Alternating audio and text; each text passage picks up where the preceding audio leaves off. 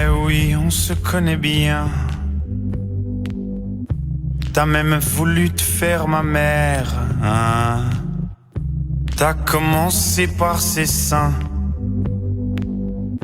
et puis du poumon à mon père, tu t'en souviens?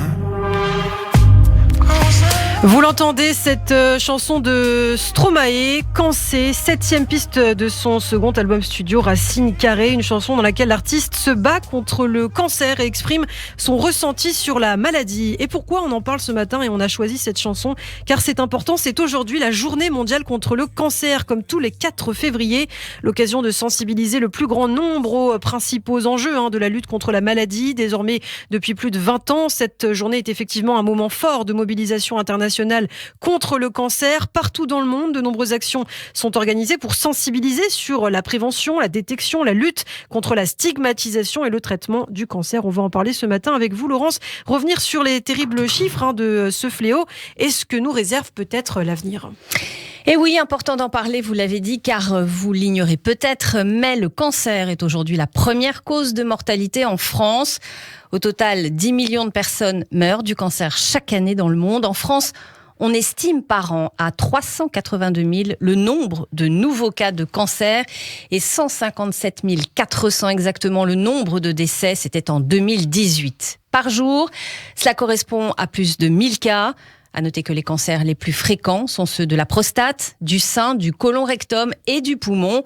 L'âge médian au moment du diagnostic est 68 ans chez les femmes, chez les hommes et 67 chez les femmes. Et oui, et des cancers donc un petit peu plus présents chez les hommes que chez les femmes. 204 600 chez les hommes, 177 400 chez les femmes l'an dernier. Il faut comprendre que le cancer n'est pas une maladie unique. Au contraire, elle est très diverse. On le voit, vous le disiez, donc Laurence, de nombreux types de tumeurs dans différentes parties du corps. De plus, elle se développe en plusieurs étapes, prend souvent des années avant de développer des symptômes. Il est donc encore aujourd'hui difficile de connaître avec certitude toutes les raisons du développement du cancer et de ses multiples maladies. En revanche, il y a maintenant quelques certitudes. Tout à fait. D'abord, les facteurs environnementaux qui jouent un rôle causal dans le développement du cancer. Cela comprend notamment la pollution environnementale, les substances nocives présentes dans l'alimentation ou encore les radiations naturelles. Mais il y a aussi quelques facteurs personnels, comme le tabagisme, les habitudes alimentaires, les aliments gras, l'alcool, l'exposition excessive au soleil et aux bancs solaires.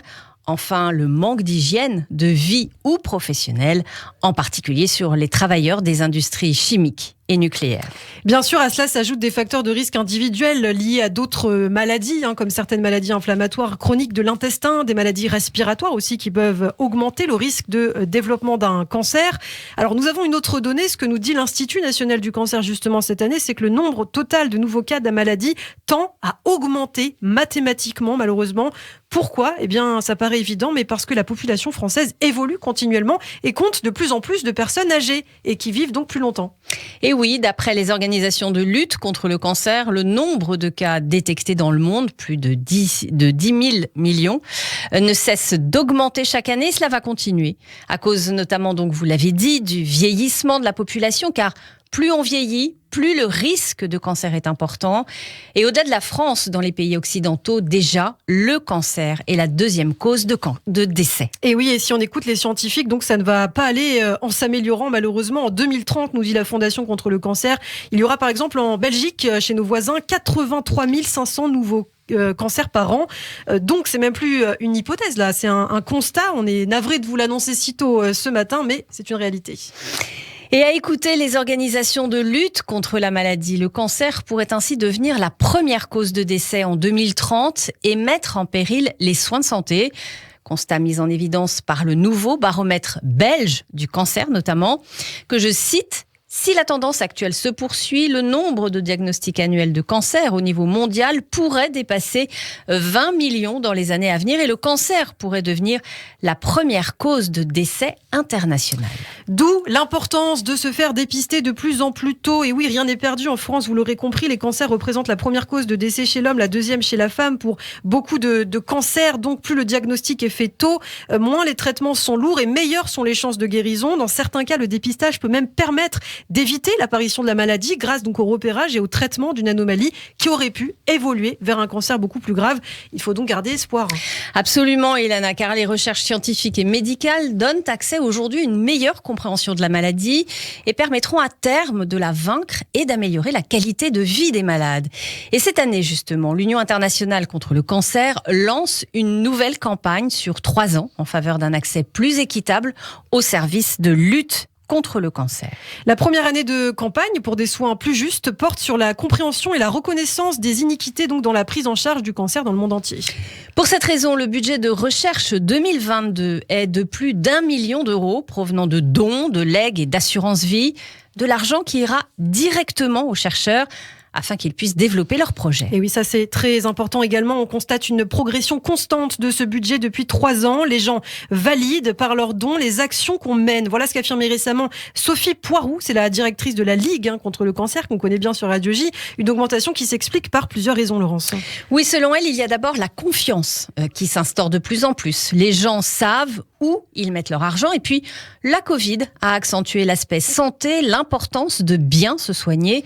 Enfin, la médiatisation de l'ancien président Axel Kahn a certainement joué un très grand rôle ces dernières années et mis un coup de projecteur sur les actions et idées neuves de la Ligue contre le cancer. Et oui, Axel Kahn qui nous a quittés il y a très peu de temps. Et on lui rend hommage. Et je sais que vous l'aimiez beaucoup, Laurence. Oui. Alors, on parle de ce budget 2022, quand même, plus d'1 million d'euros.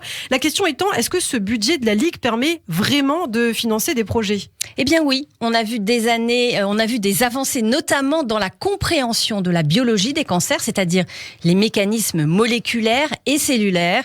L'idée des chercheurs est de rééduquer notre système immunitaire et de recherche permettant actuellement de proposer de nouveaux traitements et de développer des thérapies ciblées. Alors il y a évidemment les conseils qu'on entend depuis des années, par exemple les rayonnements UV qui sont la principale cause de tous les types de cancers de la peau. Leur nombre a fortement augmenté au cours de ces dernières années. Il y a aussi la lutte contre le tabac, on en parlait, la consommation d'alcool, il faut être vigilant. D'ailleurs le tabagisme est la principale cause évitable de cancer au sein de l'Union européenne et particulièrement pour le cancer du poumon, environ 82% des cas. Alors parmi les autres recommandations, la nécessité de pratiquer aussi, Laurence, une activité physique régulière. Et oui, car l'obésité est un facteur de risque. Il faut régulièrement consommer beaucoup de fruits, de légumes, de céréales complètes, limiter fortement sa consommation de viande rouge et transformer, mais aussi réduire sa consommation de sel. Scientifiquement parlant, cela ne fait plus aucun doute. Ça permet de diminuer le risque de cancer. Clairement, il faut tout simplement avoir une bonne hygiène de vie. Et oui, nécessaire, Laurence, justement que vous rappeliez cela. D'ailleurs, la Fondation contre le cancer plaide pour un nouveau plan national cancer. Le dernier date d'il y a 10 ans, car grâce à la prévention et à une meilleure qualité de vie, on pourrait éviter 40% de ces cancers. Et ce n'est pas négligeable quand on sait les drames et la souffrance que cela provoque dans nos familles.